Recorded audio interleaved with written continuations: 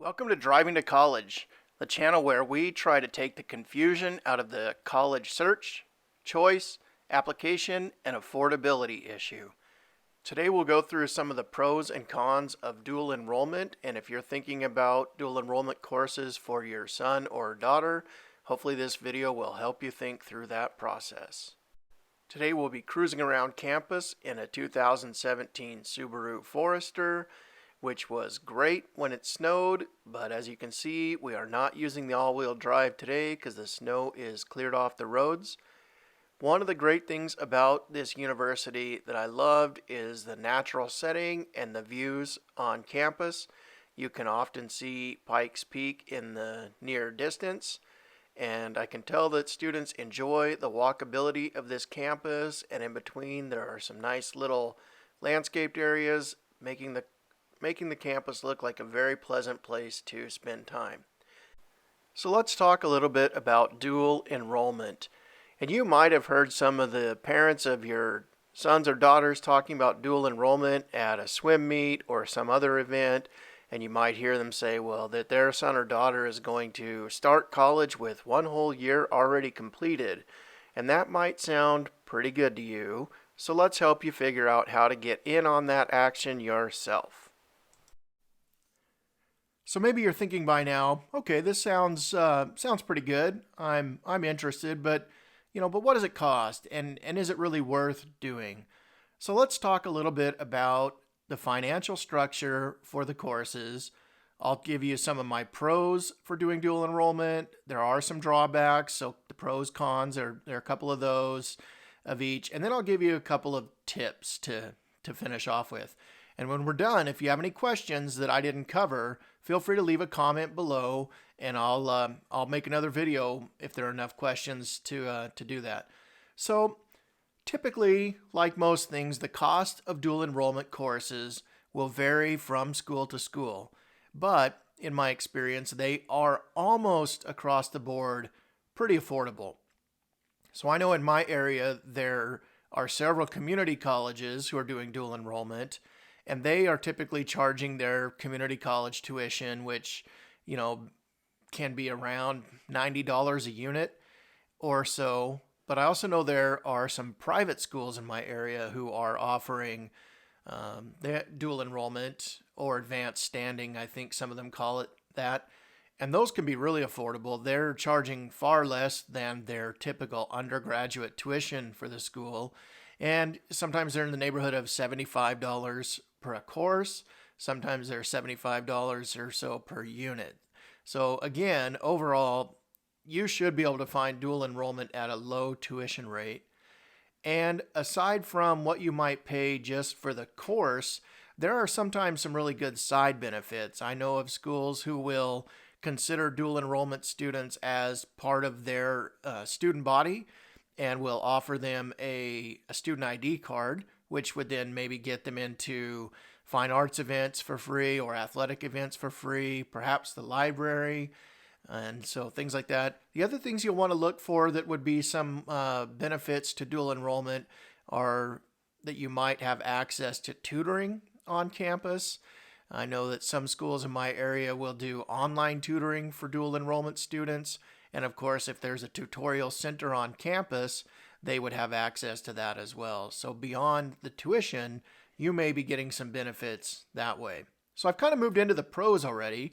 The pros would be, obviously, what we talked about earlier, the units towards college at an affordable rate that would also provide some sense of academic support for your student. I would say when you're looking to increase the positive side of dual enrollment, my preference would be for courses that are taught by college professors. I think location may not matter as much. It's easier, of course, if the college professors are in the high school.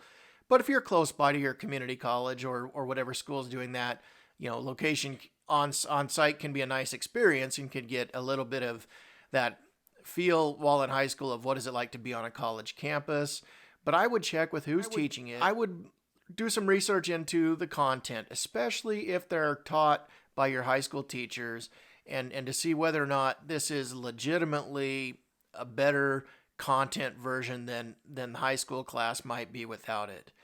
On the side of cons or things to watch out for when it comes to dual enrollment, I think quality is the biggest concern that I would have. It can be a little too easy, or if it sounds too good to be true, it is. And so I know that in my experience, I have heard faculty that I've worked with make comments that the students who do a lot of dual enrollment and come and start in the 200 or even 300 level courses at our school are not quite as prepared as students who take that course on campus as freshmen. So I think that you would potentially risk quality of those courses, and so your foundation courses, which are designed to prepare your student for their major, may not be as rigorous or as in depth as what a student might want or might need to succeed. And then I think that another thing to watch out for might be that you end up taking courses that, while that you get college credit for them, when you end up at your four-year school, they may not count as credits towards the major or towards the degree, and so you may bring in a bunch of extra electives. Overall, though, I think that dual enrollment is a great option to look into and to do strategically. And by strategically, I mean take some 100 level courses that are probably going to transfer anyways, so the general elective courses. And I recommend not going crazy into it. Don't, if you get to your 24 units or more of dual enrollment, at that point you're probably getting into some courses that you may want to save for the university college experience so that you get the quality there. So my biggest tip is that, like all of college search, what you put into your research is key. You're going to get out what you put in. So if you're looking at dual enrollment at any school, hit the websites, talk to people, ask questions, and comparative shop a little bit. And shop obviously for price, but shop for quality. You're looking for a program that clearly puts effort into content for the dual enrollment courses. You're looking for schools who are doing the dual enrollment for the purpose of helping students get a leg up, not so much schools that are doing it for the purpose of making extra money. And that's a distinction that's sometimes hard to tell, and you'll have to kind of read and engage with the content on the website. Sometimes they'll have a dual enrollment director. You'll want to talk to that person. If you know other parents who have done dual enrollment through that school that have kids older than you, like the ones that were at the swim meet talking about it, ask them what their experiences are.